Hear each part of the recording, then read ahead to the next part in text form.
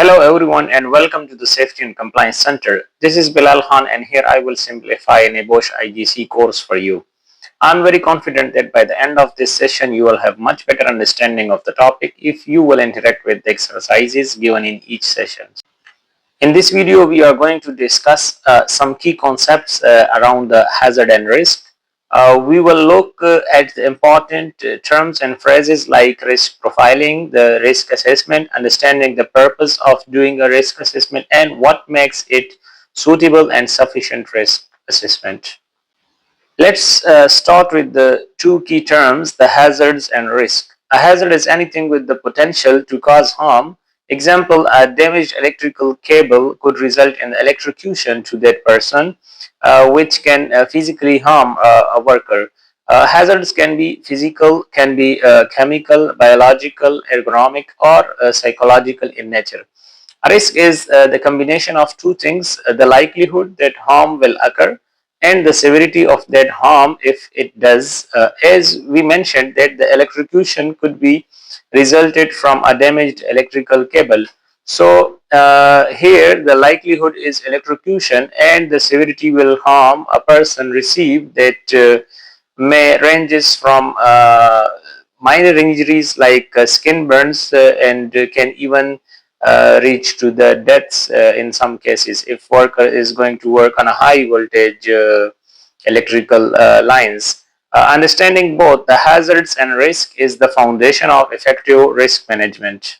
Now let's do a quick exercise. Think about a specific hazard you know about the activity or a substance. Discuss in the comment section like the difference between the hazardous properties and the risk of harm occurring from that hazard. I will leave this exercise to you. Please share your thoughts and examples in the comment section. Let's learn from each other and keep the session interactive. Well, the risk profile is actually the process of identifying and assessing all the risks that could affect the organization. It looks at how likely these risks are and their potential impact.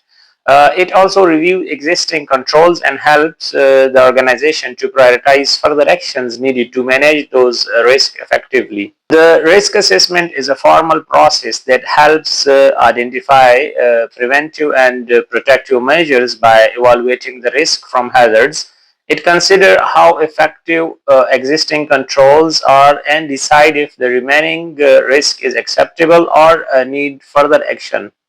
Well, every organization has its own unique risk profile. A risk profile looks at the nature and the level of threats that the organization will face, the likelihood of these risks causing harm, the potential disruption and the cost linked to each risk, how effective current controls are at managing these risks. Understanding the risk profile helps the organizations focus on the most important areas to improve safety and reduce the accidental losses.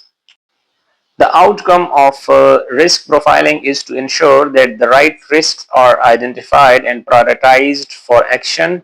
Appropriate control measures are selected and put in place. Minor risks do not receive disproportionate attention, and this helps the organization to focus resources effectively to improve the overall health and safety and the risk management at the company. So the risk profiling process involves several key steps like identifying the risk that threaten the organization, determine the health, safety and business impacts of the risk, assess how well each risk is currently controlled, evaluate the likelihood of each risk occurring, and prioritize the risk to focus on the most significant threats. Following this process helps the organization to manage risk effectively. The main purpose of the risk assessment is to prevent the personal injuries, the deaths, the types of accidental losses or incidents, breaches to the health and safety regulations, and the cost resulting from the accidental losses. Well, the risk assessment keep the organization workplace safe and compliant to the legal requirement. A suitable and sufficient risk assessment identifies the significant risks, help the employer to prioritize the right control measures, and it is appropriate to the nature of the work and proportionate to the level of risk across the organization, and a suitable and sufficient risk assessment remains valid for a reasonable period before needing a review. This ensures the risk assessments are practical and effective.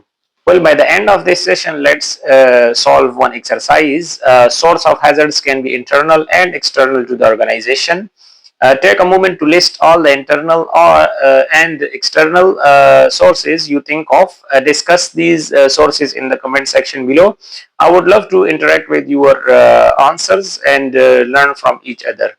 Thank you very much for watching this video from the Safety and Compliance Center.